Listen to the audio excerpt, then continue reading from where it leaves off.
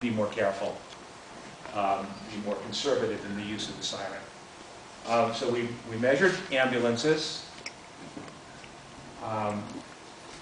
and these are sort of the sound levels. dBA is the standard metric that we use to measure noise. dBc is sort of the low frequency metric, okay? And I mean, I think this is pretty self-explanatory. The yelp is the vacillating tone that the sirens make, and the wail is sort of the one that they use as they're going down the middle of the road.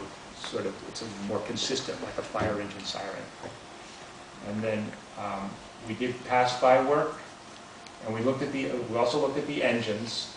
And just to sort of clarify things, the siren makes at 10 feet standing directly in front of it 113 dBA. The air horn makes 115 dBA. Okay, so I think that that's an important thing that we just, you know, that's the number.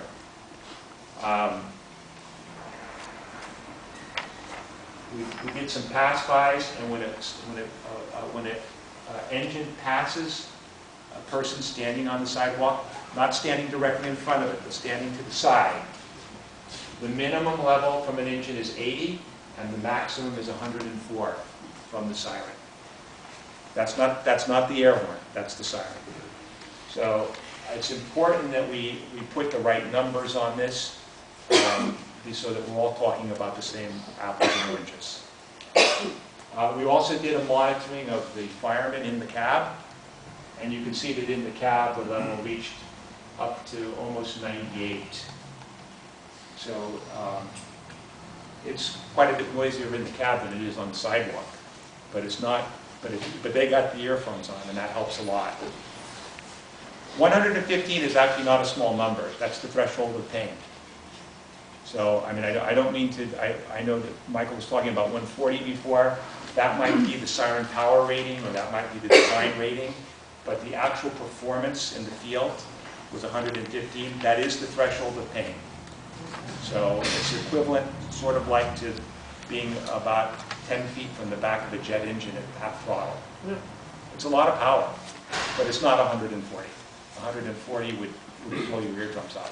Tom, can I just say, yeah. The frequency of this exposure is important too, right? If you get it very often, like we have the problem at a particular fire station, but it used to be every 15 minutes, and that is the frequency. If we get it once a day, it's a different story. Give kids every 15 minutes to be exposed to that. Do you have any? Yeah, I mean, it's the frequency. The number of times is always very important. It's absolutely. The number of times it happens is critical. It determines exposure. It determines the number of awakenings, sleep disturbances. I mean, the body can tolerate a couple of wake-ups every night. And even if you have children, you know that you can tolerate a lot more than a couple. But at some point, it will wear you out. And some people can habituate, and others cannot. So for those that can get used to it, it's terrific. I mean, it's not a big problem. But a lot of people can't habituate. And because of that, you know, they suffer the health effects. I've done some thinking about possible areas of exploration regarding what could be done. One of the things would be to either to reduce the number of 911 calls.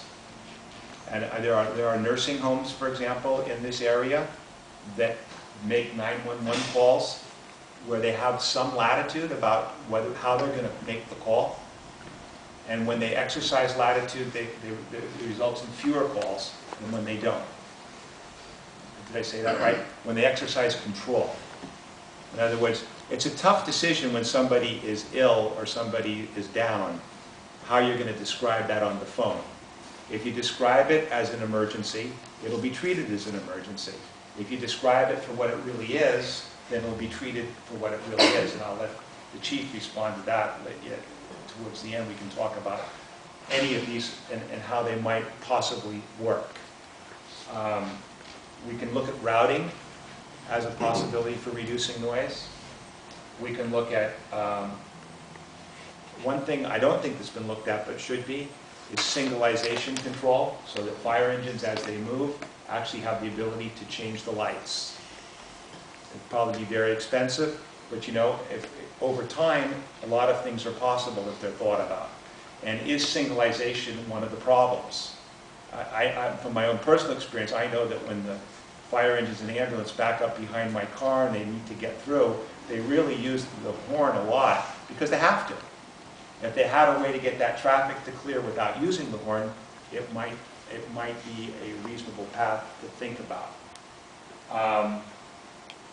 Obviously, training and policies are really important for fire workers.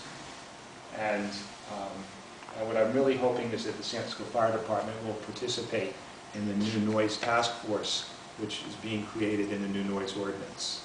So for the next 3 years, we're going to meet monthly with all the agencies in San Francisco that have something to do with noise. And every year we're going to report back to the board about the projects that we've worked on and what we've accomplished, and how the ordinance should be adjusted or improved in order to address the problems in the community.